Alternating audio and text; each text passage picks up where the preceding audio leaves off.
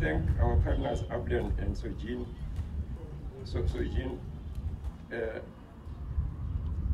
These two developers, as you know, the facts that we came through the COVID-19. So when the COVID came, you know, it affected businesses. Everything had to shut down.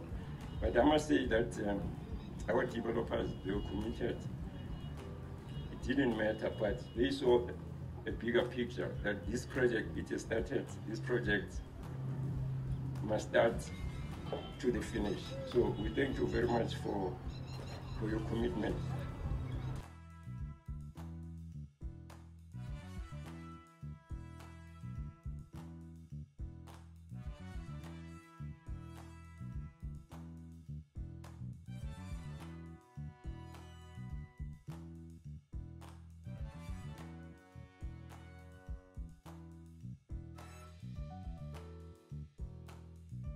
Now, talk us through the project from its inception. That's a great question. Close to 4 years ago, the family approached Abland and invited us to be involved in their opportunity where they had some land in Soweto. And instantly on our first viewing, when we came to the site, we were blown away by this incredible building, the Yeti Theatre, and moreover, the way and the passion that the family felt for their community and for Molokoane Central, and how driven they were to look after the surrounding community, which we really thought was inspirational. We loved that approach. And then so from that, we drew inspiration with the building. We did plenty of drawing revisions to try and make sure it worked. And I can confidently say the end result that we've got and that we're going to be designing and implementing is really going to be phenomenal and fantastic. It's going to be a unique product that really talks and honors the community. Working with the family has been really wonderful. They've been patient and they've been tenacious. They've been patient and they've trusted Abland. So it's really been a wonderful development story to date. Mandla, long journey. This is one asset that has attracted so many people. Surely you were inundated with calls to say, I want to do this, I want to do this, I want to do this. But then you finally made a decision to say, this is the setup I want, this is the intervention and the stakeholders I need. How did you get to this far? Okay, from the family, our father left us a legacy, right? So it was important for us as the children that we carry on the legacy and we don't distort the legacy. We once had a lot of different developers who came and they all wanted to demolish the AA2 cinema. But with us as a family, it was a no-no, because we understood that AA2 is not just a cinema, but there's history, there's heritage in the AA2 cinema. Until finally we got the current developers, Upland. So Upland, they did understand that it has to be an integrated development. It's a shopping center, but the shopping center must incorporate the current structure of AA2 cinema.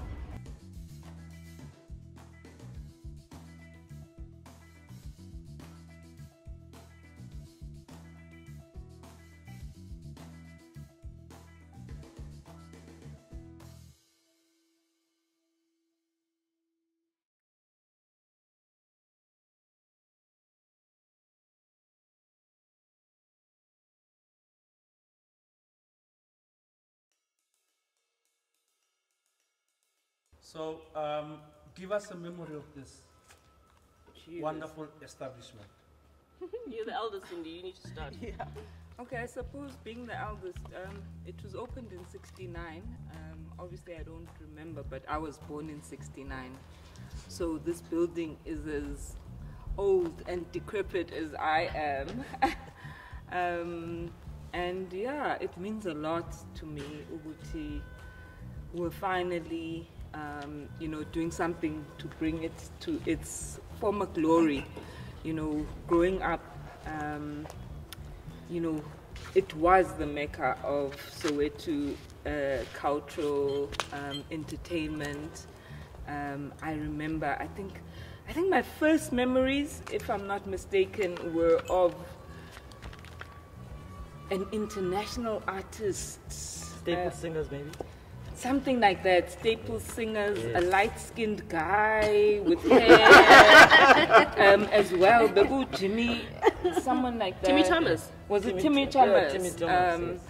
And then, obviously, now when I was now proper growing up, Bo Sarafina, I think Sarafina was the play was first staged here, and yeah, some other amazing shows. I remember Harari. They used to perform here. I mean, actually, Brenda Fassie was here. Yes. And that's how we actually became friends. Yes. She was amazing. Brenda Fassie and Yvonne. You know, she was a trailblazer. Yes. Who For the fact Brenda. that she started here was... Yeah, she was a born performer. Yes. She really was a born performer. And there was always a buzz Yes. around the cinema. I remember the buzz, excitement. There was also a little bit of drama when you know, the Apartheid police would come and want to ban and confiscate the actual films, like the actual reels. There would be there'd be a poster for a whole week or 2 weeks that this film was going to be shown to everyone, like wants to come and see. But I think deep down we all knew, ooh, the police are coming, this is not going to happen. But just having that hype, Ubuti, Konjo was Cry Freedom. I remember Cry the beloved country. Yeah, all of those. But then on the morning, my mom was the one running the cinema in those days.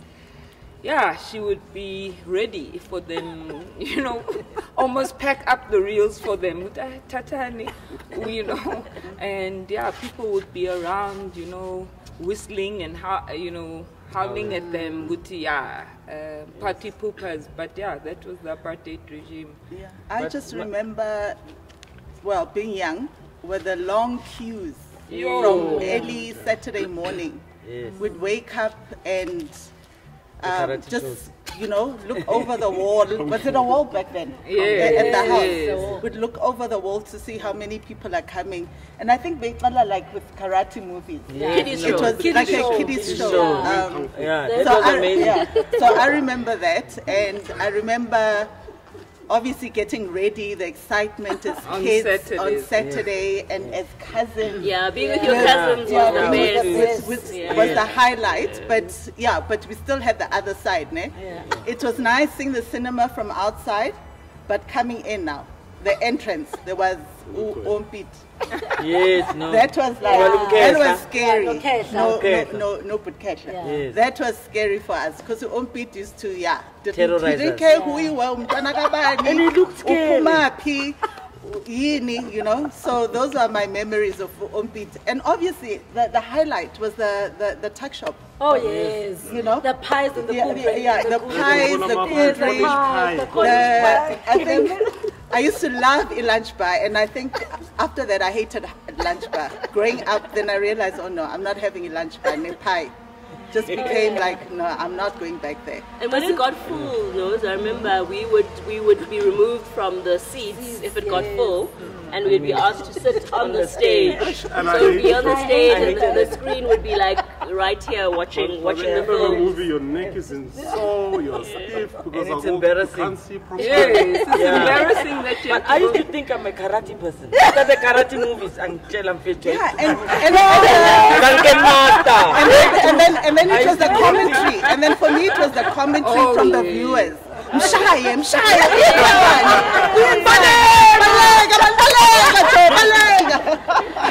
And then with us it's a shh.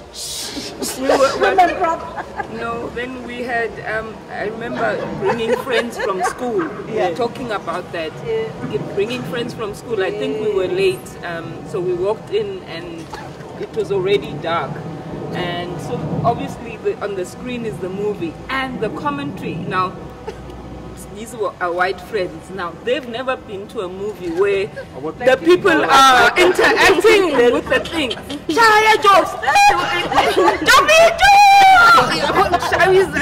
Yes, and my white friends were like, oh my God, is this a movie? You know? But then I came with my black American friend from school. Yes. She totally understood. Yes. What? She's like, in the States, that's how black people watch movies as well. You know, they also react to this. Yeah. So, and the queues. I mean, the thing about queues, guys, a queue be kupuga up the road on hectic days, beyond the shops.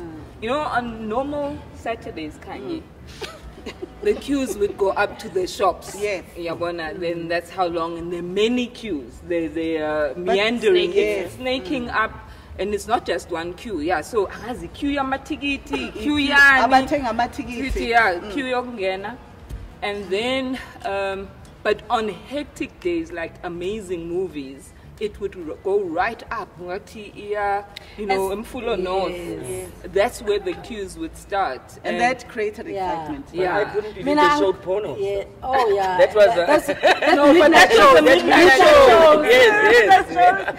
I mean, I think one movie that I just remember from here would be Karate Kid, but with Scarface. You know, Scarface was just Al Pacino.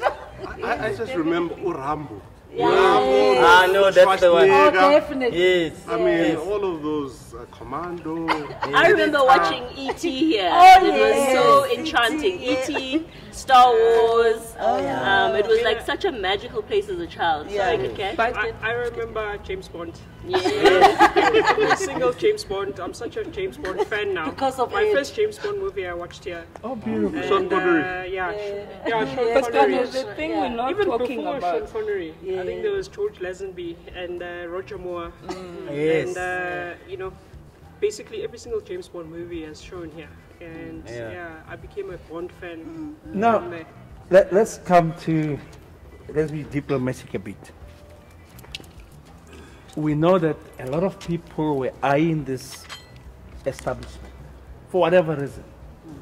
And you getting to understand now, this is the finale. This is the people who understands the heritage. They know what must be kept here and all that. How did you feel with all the transactions that talk us through? So I'd like to talk about one with my mom, where Pastor Chris wanted the cinema for a church, you know. So we had a lot of church pastors. Oh no, I met him because of Funi A2, and you know. So it was something else. But the best for me was creating a nightclub, the biggest nightclub in the Southern Hemisphere. So people had so many crazy ideas about this place. We're like, and the actors and actresses just had nonsense to say. I think they didn't think that we appreciate it the way it is. You know what I mean? No, they think that because they're artists and whatever, and they have a better inkling of what this building means. So they had a lot to say on social media and whatever. Sure. And some of them came at me either personally or whatever. So I had to explain, you know, take it easy. This building means as much to us as it does to the community of not only Mfulo, but the community of Soweto for what it stands for. You know, I think, you know, like you're saying, there have been many propositions. But I'll tell you, God being God, our ancestors being our ancestors, the right people, we had to wait, and it came at the right time. It's a pity that some people were not, family members didn't get to see it. They died along the way, but it came at the right time, the right thing, and the right thing. You know, we all got, you know, that feeling inside of us. But yeah, this is the thing, and to convince our partners that A2 had to be part of it.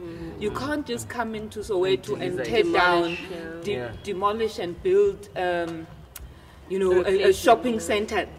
there are many shopping centers like that, Zigwele, all over. It wasn't just about economics. Yes, it wasn't just about the retail shopping. It had to be to create something that was iconic, resonated. Yes, and resonated with us. And Namadloze too, that we would be proud that this is our legacy.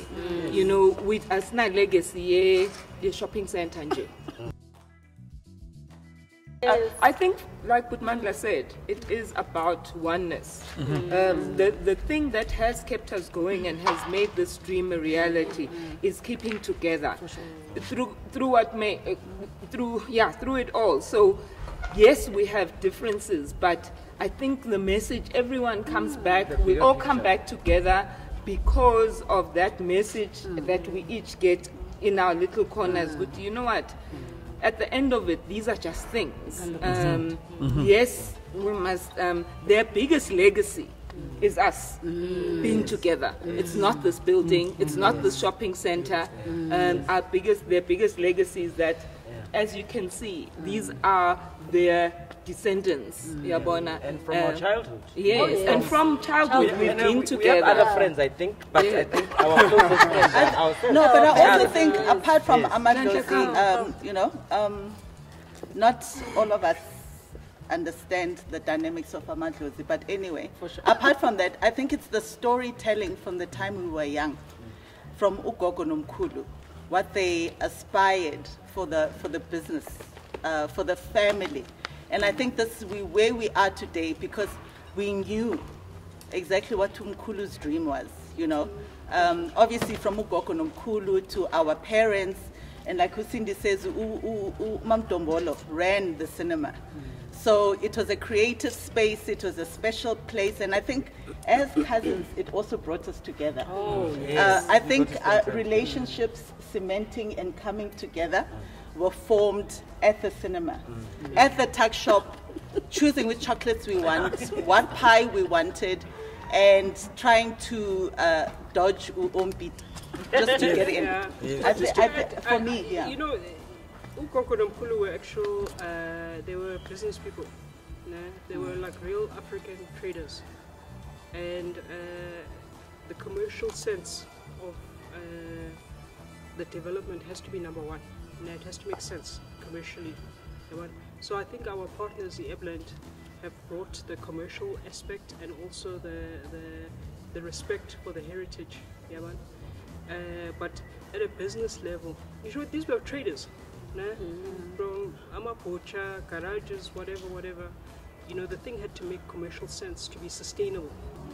They were not. These were real, just very basic, humble business people. And the thing had to make sense at a level of 1 + 1 = 2. After that. And involve the community. They respected Abantu.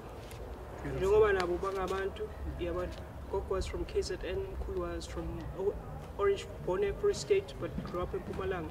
So in the Shoguti, they were down to earth, proper, humble people. Bapilisana Nabantu, by a member of the community. And, in fact, when they died, they specifically wanted to be buried here at Soweto. Because they felt this is the place that made them. And, these are the people. They wanted to be here. They didn't want to go to West Park or whatever. They specifically wanted to go to Soweto. Beautiful. So, now, you've been hearing things. You're a young person in the whole midst. What does this mean to you? What does it mean to you? I must say it was for me. You're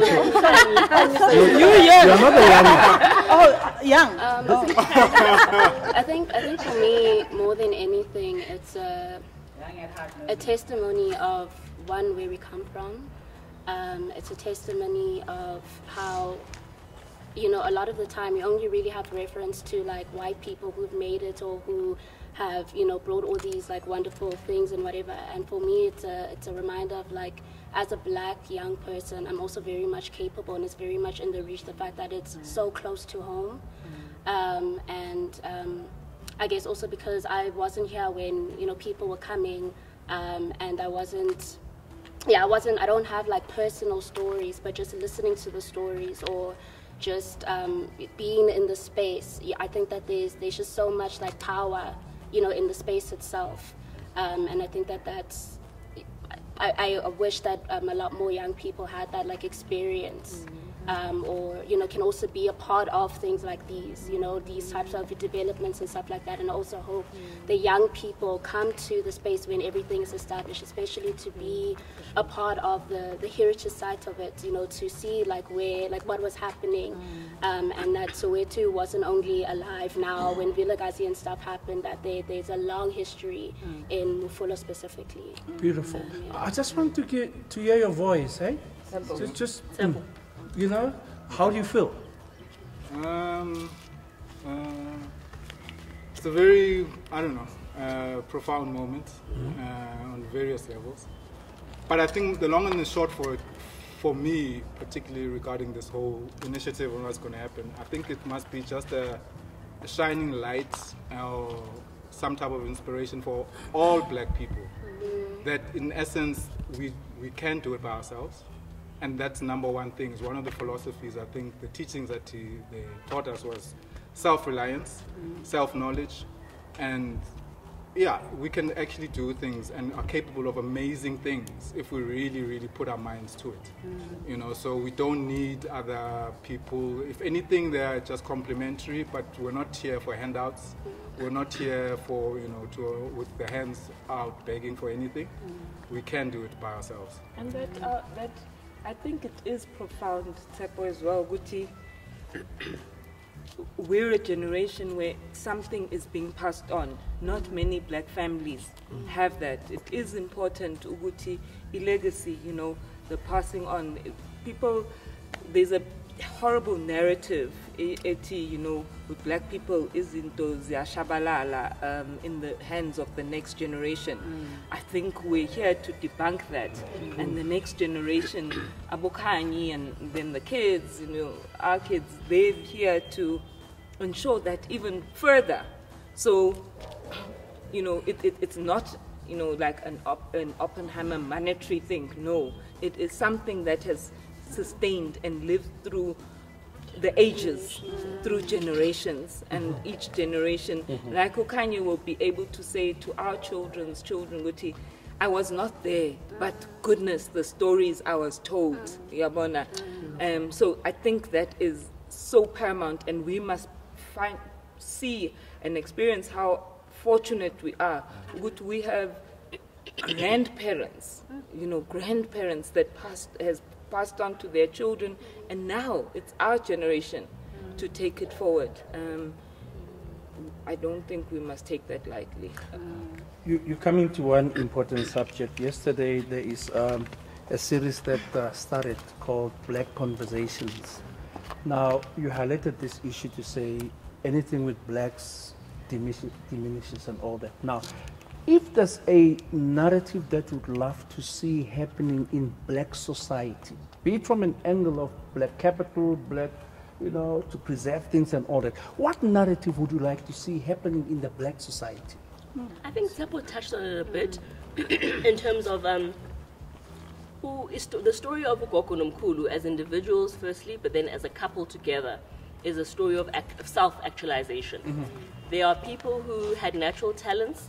They had a sense of determination, a sense of purpose, a sense of self and tenacity, and they decided, they made a decision that they were going to make things happen. And if there's one narrative, I think it's that narrative of that we have everything as black people that we need to succeed. We've got everything in us, and it's just a matter of us, you know, just making it happen and just making it and implementing it. So for me, that's what Ugogo Nomkhulu stand for, is a narrative of self-actualization, but also bringing people along with them. So one of my enduring memories is that you have A2 here, but on the other side of the street you have the family home, and there were the queues from outside A2, but the queues that I remember very well, also the queues that came out of the home, out of the family home every night. So every night after work, Ugogo Nomkhulu would go home and they'd sit in their chairs in the lounge, and they'd literally be queues of people waiting outside. So it would be people who are asking for rental money, people asking for school fees, people who had marital problems and they were coming. I remember Mkulu, the one thing he couldn't stand was GBV, men who beat up women, and women would come running to the house for shelter if they were being beaten up by their husbands. Young people who got scholarships, etc., etc., etc. So Ukoko Nomkhulu very much understood that it wasn't just about taking from the community as business people and taking their money. It was also about giving back. And they understood a long time ago the concept of sustainability, that you can't be a sustainable business without a sustainable society. And they understood very intimately that you have to give back to your community, and that your community makes you. You are part of the community, and that you are actually just one thing with them, and that you have to act accordingly. Very humble people, very, very self-effacing people, very, very self-deprecating people, but just such brilliant, incredible minds and beautiful hearts. And as a grandchild, I truly, truly appreciated that, and understanding that it's not just about Unozi. You know, it's not an individual thing. We work together, and that's one thing I loved about Ukoko Nomkhulu. You know, holidays, they made sure the family was together. You know, going to Swaziland, some of us went to school in Swaziland. That also created that sense of family, and we've understood that from back then up until now, and this is why we are where we are, working together. And grandchildren, I mean, that to me is amazing, you know. And beautiful thing is our children are seeing this, and hopefully they can carry that through, you know, to the great-grandchildren. They are great-grandchildren, by the way. Yeah. Now, parting shot, bring us to this day. Today it happens. How do you feel? Endurance. Momentous. Yes. It's a momentous occasion. It's a beautiful. Beginning of a new chapter. Yes. Yeah, I mean, I was saying to my kids when we woke up this morning, I was just so, you know, something that I observed, obviously as a mother, is how excited they were about today. For the whole week, you know. I mean, we had to RSVP to be here. And I remember sending a message to Sindi to say, my kids are coming. She's like, Nozi, you didn't RSVP. And I was like, oh my goodness, I didn't RSVP. And they would have killed me. They were like, Nozi, Mom, you are going to stay. We are going. We'll tell Auntie Sindi to fetch us because you didn't RSVP, so we're going to take your place. And that to me was exciting. It was just so nice to see, you know, the great-grandchildren of Ukoko Nomkhulu being excited about the project. And yeah, it just resonates the family we come from and who we are as a family. I think for me, it's endurance. I mean, for where they started to this very day, this very moment, it's a combination of so many things. And most importantly, family, being able to do things together and have it's very rare that people have the same dream or similar dreams for that matter. So they had this dream, and we somehow got to be part of that dream, and now we are seeing, I mean, I think right now there's like a party. Tshabalala, Mshengu, and like, you know, they're together, you know, and a bonke from, you know, from bonke, my dad, Mtombolo, bonke, that they're like, wherever they are, they're like saying, and there's a big celebration of the Mshengu clan. For sure. And it's part of Tagazelo said. It says ukuthi bathi umhlanga mvulu uyadilika kanti angeke udilike. So that meaning ukuthi the culmination of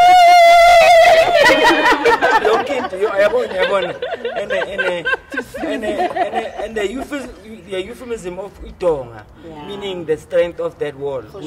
We are steadfast. We are those people. See labo band, abo Mshengu Tshabalala. Dona mavuso staba tutili wena umlanda never. So I'm very proud as I sit here and I know my father is looking down at us. I'm saying particularly like my father, but I'm including the rest of the clan of the Tshabalalas that are not here, to say to us, we've held on. We've held on to reach Khethile. So this is our time, and Abo Nati, Abo Sam, Abo Msibi, all of them. This is partly for them, and they are witnessing this. As Nozi said, this is our time. So, aye, let's go. So, for record purposes, Nozi. Hey, Dubi. Nozi Mdluli. Umntwana ka Zodwa Mdluli Tshabalala. Oh my goodness. Tshabalala. Yeah, umntwana ka Tshabalala. The matriarch, njengoba nimbonile earlier on. So I'm the first daughter. Thank you. Sindi Msibi. More audible. Moving Sindi. Sindi Msibi. Tshepo Molokoane. Can I say, I wanted to say a parting shot. I was not expecting this, so I'm a bit, I needed the right words and to put myself proper into this headspace, because it's a very important headspace. But one of the things that is everybody was saying and going on, what stands out for me, particularly with Koko and Nkulu, is their relationship themselves, you understand? Is that with entrepreneurship is a very, very difficult road, and you need to make sure, if you're going to go down this road, to partner with the right person.